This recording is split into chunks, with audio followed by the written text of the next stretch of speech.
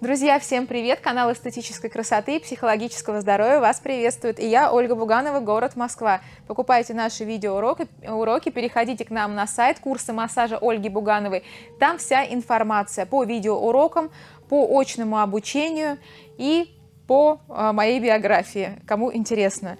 Сегодня я сделаю массаж спины в домашних условиях, и я верхом на Алине. Достаю мое любимое масло, оно взбитое, действительно очень-очень легкое. Здесь масло карите, здесь кокосовое масло и фруктовое масло, а также витамин Е.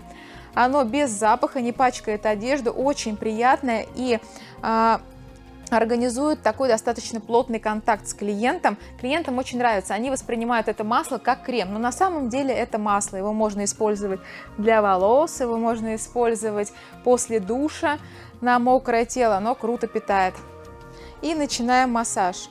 Если вашим близким понадобился массаж шейно-воротниковой зоны, можно им предложить. Я обычно сажусь так на диван, потому что дома у меня нет кушетки. Все кушетки на работе, даже которые портативные, складываются. И с усилием вверх мы начинаем вдоль позвоночника делать движение. Можно предложить лучше ручки вдоль тела, так лучше спина будет расслаблена.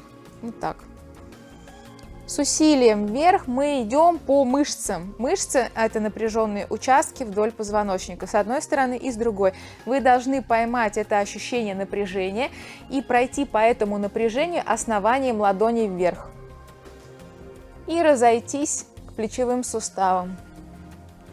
Несколько движений выполняем.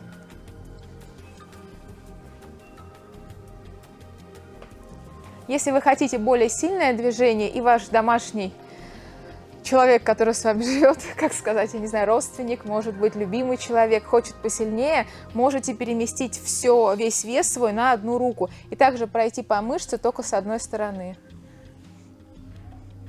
Руки мы не напрягаем, работаем весом, перемещаем свой вес на руку.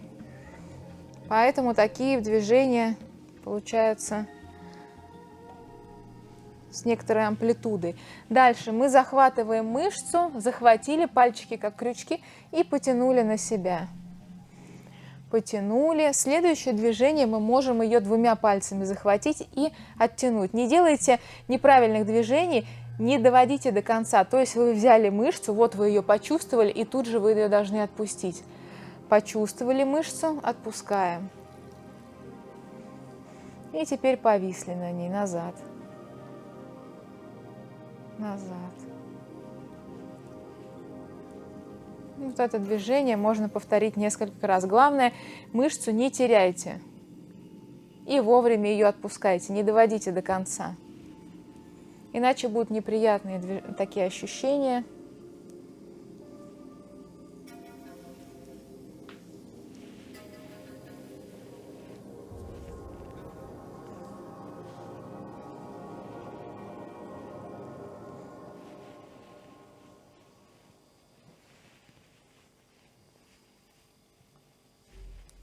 Следующее движение можно поработать с лопаткой.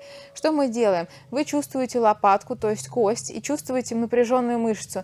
Кладете основание ладони между лопаткой и позвоночником на эту мышцу напряженную и стараетесь ехать вниз к плечу. Вы как бы лопатку немного отводите в сторону. Вы чувствуете, что она начинает двигаться таким как бы перекатом. Кто-то это как движение распознает, как будто что-то хрустит, клиент говорит, что-то какой-то хруст. На самом деле это напряженная мышца. Из-за того, что она напряжена, край лопатки сдвигается и ощущение такого переката. Тоже очень приятное движение, которое расслабляет. И с другой стороны. Если вы хотите усилить это движение, можно делать таким медиум кулачком, полусогнутым.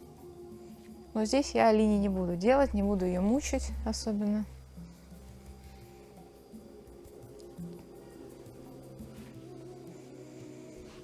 Ну, такие достаточно простые движения. Также можно руки согнуть в кулачок и пройтись вдоль позвоночника, также по мышцам, делая упор на два пальца, на указательный и на средний. На остальные пальцы можно упор не делать, если мышцы достаточно такая не супер широкая. Если это спортсмен или мужчина с хорошо развитыми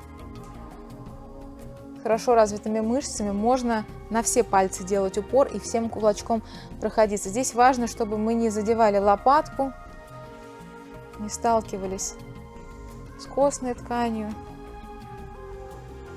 Вот видите, гиперемия легкая. Вот такие легкие движения. Их можно повторять, можно делать одновременно, мышцу подтягивать с двух сторон, с одной стороны. Вот этих движений достаточно, чтобы сделать такой легкий разгружающий массаж для спины своим любимым, родственникам и домашним.